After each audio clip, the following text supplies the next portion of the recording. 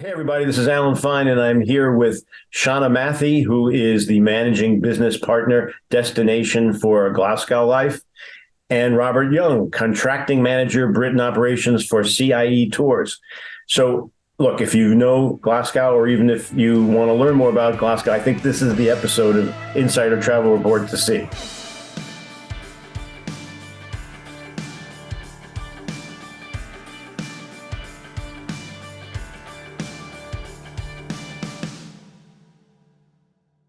Shona and Robert, thank you for being here. Thank you Thanks for for the having us. opportunity. Thanks for the invitation. So Glasgow, CIE Tours, which is another thing we're going to talk about this morning, especially, has singled Glasgow out as a central location for exploring Scotland. Robert, why do you think that is? Well, I guess there's three reasons, really, Alan. Number one, I would say, obviously, it's a very, very appealing city to have as a base. I mean, as you know, this is a long stay tour. This is a 5-night, 6-day product. So it's unpack once, make the neighborhood your neighborhood, and relax. And we're staying in a marvelous part of Glasgow called the West End of Glasgow. I'm sure Shona will tell us a bit more about it afterwards. But it is an absolutely beautiful place to live and to stay. So that's the number one reason. The number two reason, this is a Daytripper product, and you will see more and more of these in the CIE Tours program. So we're talking about day trips out from a central base. And Glasgow is extremely well located strategically for that purpose. Most importantly, really, we can visit the Western Islands. So we go to the Isle of Arran from Glasgow, which is a wonderful day trip. That would be very, very challenging if we were to do it from Edinburgh, for example. And of course, we go to the borders. The Scottish borders, a somewhat less well-known part of Scotland between Edinburgh and the English border. We've got a day trip in the capital, naturally, the capital of Edinburgh. We have to spend a day there. And we've got our Highlands Day. So we will take them up to Loch Lomond, through which really runs the Highland Divide, which separates the Highlands from the lowlands of Scotland. So while our group cruises on Loch Lomond, they will have the most marvelous views up to the Highlands of Scotland. So that's the second reason. And the third reason, frankly, is price. We're able to secure excellent rates in Glasgow for this product. We've got a wonderful hotel. We've used it before. We know our customers adore it. They gave it absolutely fantastic ratings in our customer feedback, which is something we do on all our tours. So we're very, very confident we've got a fantastic product in a great location, strategically very, very practical, and at a wonderful price. So, and as you said, it's like spokes. You're starting from Glasgow, from the West End area. So, Shauna, let's talk about why that area was chosen and what that area has to offer. Yeah, of course. Well, the West End of the city is a really unique neighbourhood within Glasgow. It's one of our most kind of popular visitor areas for people to stay. And it's known for its top attractions. It's quirky lanes. It's got a number of kind of quirky lanes that you can explore. It's got a really amazing food scene and just generally a very relaxed vibe around the West End. It's very bohemian, and it's the student area of the city. The University of Glasgow is based in the West End, so it's a very unique atmosphere that you'll experience in the West End. It's known for things like its leafy park. So Kelvin Grove Park, for example, is fantastic green space within the West End of the city. I mentioned the kind of bohemian vibes. It's a really great area within the city to get to know the locals. The locals love the kind of cafe culture that you experience in the West End. There's a number of independent shops around there, and there's a lot of characters around the West End. So it's a really great place to experience the kind of ethos and the thinking behind the whole People Make Glasgow brand that we've adopted in the city. Some of the must-sees, I guess, around the West End, Kelvin Grove Art Gallery, which is our flagship civic museum in the city. That's an absolute must-see. And I mentioned some of the kind of quirky lanes around the area. Ashton Lane is another must-see within that area as well. And I'm happy to go on and talk about some of the unique attractions and things in more detail at the moment, or if you want me to cover off later, I'm happy to do that as well, Alan. Let's talk about how CIE bottles that and packages that, and then let's come back to you and hear some more. So, Robert, how does CIE manage a tour like that, and what can a guest expect? Well, as I say, Alan, I can run through the itinerary very, very quickly, but I think one of the important things about this presentation really is what one does also between the day trips, and what makes Glasgow as a destination in itself so special. So in brief, we've got 4 day trips, as I say, out of the city. But on the day of arrival, we start our tour at about 2 o'clock in the afternoon, as all CIE tours started around that time. Then we take the group on a little pub walk. So it's a great way for the group to get to know one another. We include a couple of glasses of whiskey at 2 iconic pubs in the West End of Glasgow.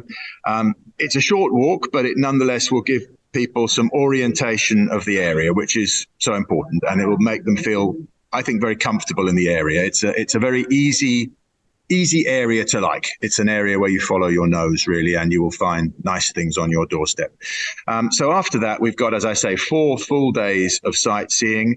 One of those days we go down to the Isle of Arran. So that's an hour and a quarter drive down to the port at Ardrossan, from which we take the ferry over to Brodick on the east coast of the Isle of Arran.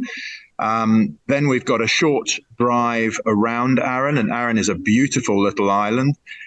We're pretty much guaranteed to see some red deer at a place called Loch Ranza on the northern tip of the Isle of Arran. And in the afternoon, we will visit the stately home, which is Brodick Castle. So that's a really wonderful day there.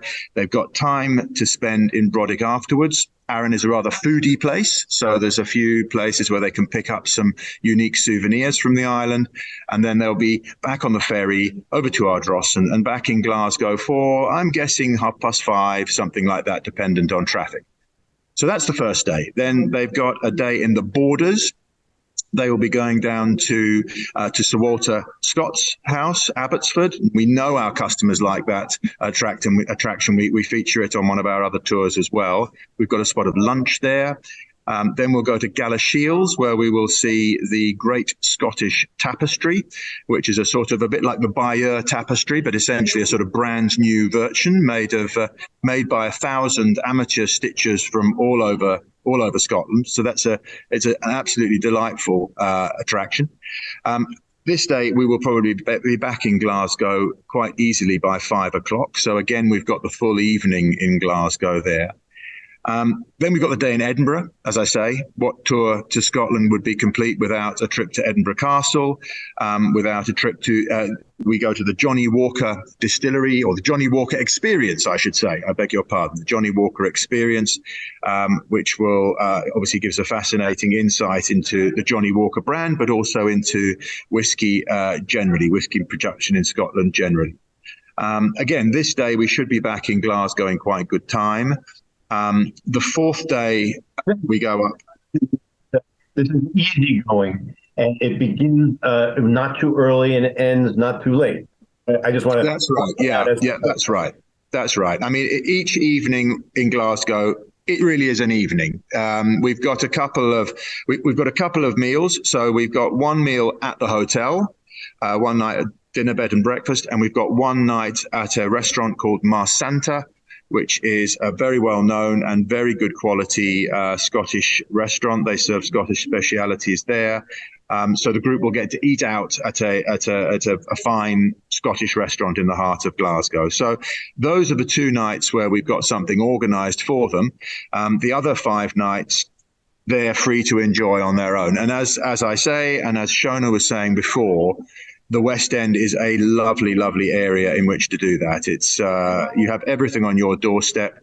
You've got cobbled lanes, you've got little pubs, you've got artisan cafes, you've got a lot of very, very high quality, farm to fork places to eat.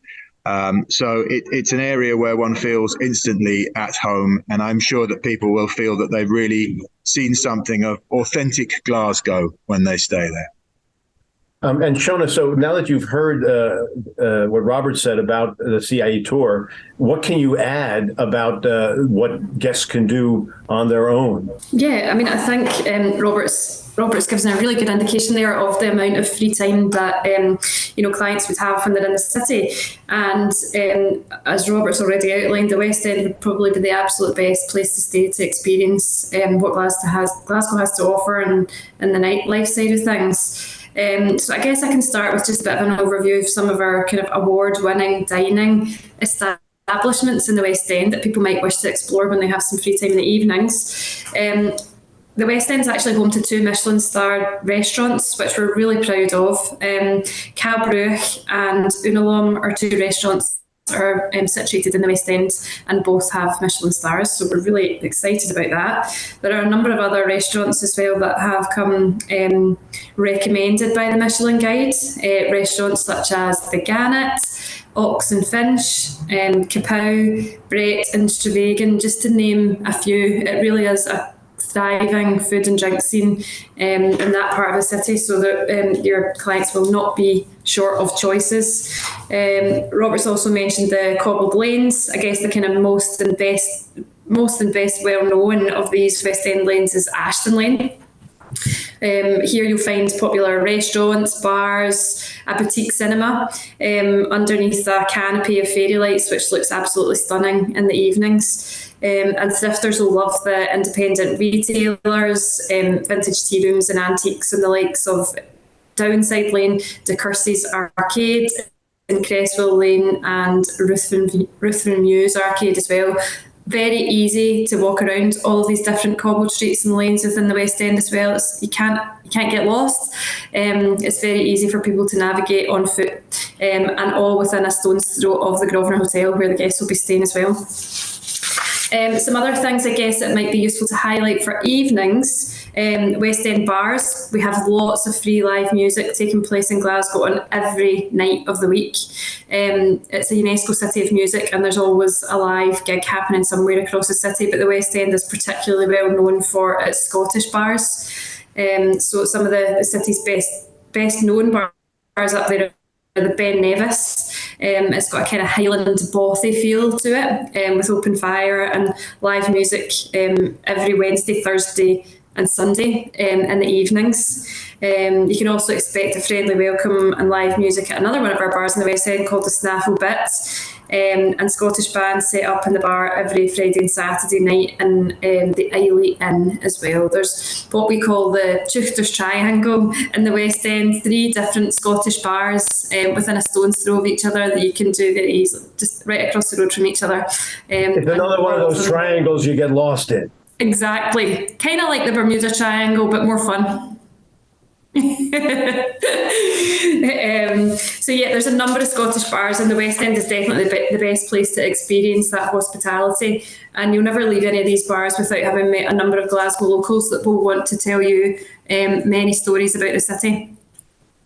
Theatre as well is a big thing for the West End. Every summer in June, in the Botanic Gardens in the West End of the city, there is it's called Bard in the Botanics, and it's Scotland's premier Shakespeare company presenting different plays by the Bard each year, and it's always a very popular one in the summer months. At Oran Moor, which is another venue in the West End, you can experience a play, a pie and a pint, which is undertaken by another leading theatre company in the UK, and it showcases new writing and theatre. It's always very popular, and it takes place right across and throughout the year. There's another 2 converted churches in the West End that are renowned for their lineup of theatre, comedy, dance and much more, and they're called Cottiers and Websters. And if comedy is your thing, then I guess you might even have heard of this one, but there's a famous basement club in the West End called The Stand, which offers comedy and entertainment 7 days a week. And actually, if you're lucky, you can catch some really top comedians testing out some new material during the week and at the weekends in The Stand. It's a really fantastic venue, small and intimate, so that could be a really good one for people as well. So I guess that's just a bit of a flavour of some of the things that people can do in the evenings. And I can cover off as well later on, if it's an opportunity to do so, some of the kind of major attractions that people might wish to visit either on a day before they start their tour or the day after their tour finishes, because the West End is host to some of the biggest attractions in the city, and we'd love to give people some more information about them as well.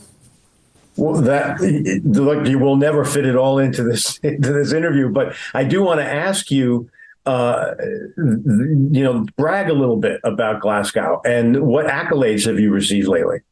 Yeah, I mean, we're consistently receiving some amazing accolades. I guess a couple of the most recent ones that might be of note are that the city was named number 4 friendliest city in the UK in the 2023 Condé Nast Reader's Choice Awards. So we're really proud of that one, because as anybody that knows anything about Glasgow knows, we're renowned for our friendly people and our warmth of welcome. So it's really encouraging and exciting to be named in Condé Nast's list for that. They also actually named us as the number 7 best cities in the UK to visit for this year as well. So we're really proud of that one as well.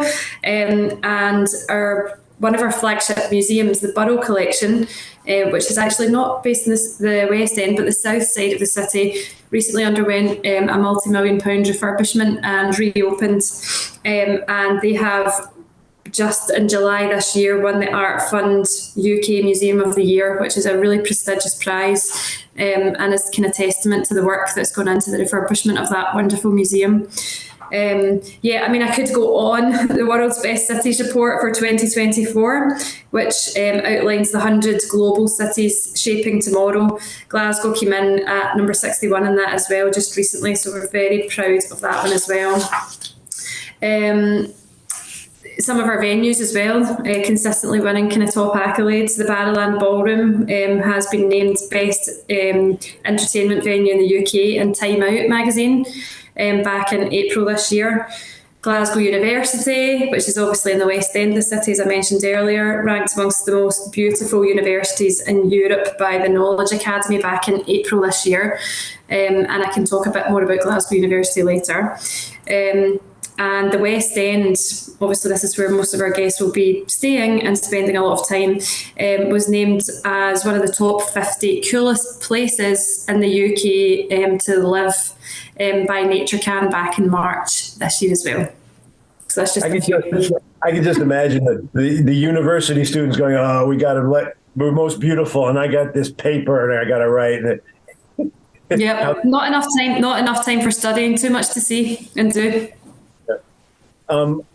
Robert, I wanted to ask you to round out all this, because obviously CIE Tours knew all this and wanted to bring guests there. Do you have a summary or something you want to say as we start to close? Well, I mean, I think one point Shona made there, which I think is really important, is, I mean, with CIE Tours, we're selling the tour, obviously, but we do also sell the possibility of pre and post nights. And a lot of our customers take a pre-night really in order partly just to acclimatize. I mean, most of them will fly overnight from the States. A lot of them will arrive early in the morning. You know the score. A lot of them want to check in early. Naturally, that's not always possible with check-ins at 3 o'clock and so on. So we think it's very prudent to come a day early. And then, of course, to enjoy that day in Glasgow, the choice is enormous. I mean, one area that Shona didn't mention, which I think might be worth a mention particularly, is the Clydeside distillery, or Clydeside generally, really, because the River Clyde is the place where an awful lot, hundreds and hundreds of thousands of Scottish people wave goodbye to their homeland on their way to the new world. And I mean, that is within a sort of a very short taxi ride or a 20-minute or something like that walk from the Grosvenor Hotel. So there's Kelvin Grove, there's all these wonderful possibilities, and Glasgow has them all within a stone's throw of the accommodation we're using. Norway, you have a wonderful product called Norway in a Nutshell. That's kind of a buzzword in the industry, has been for a long time, for Norway.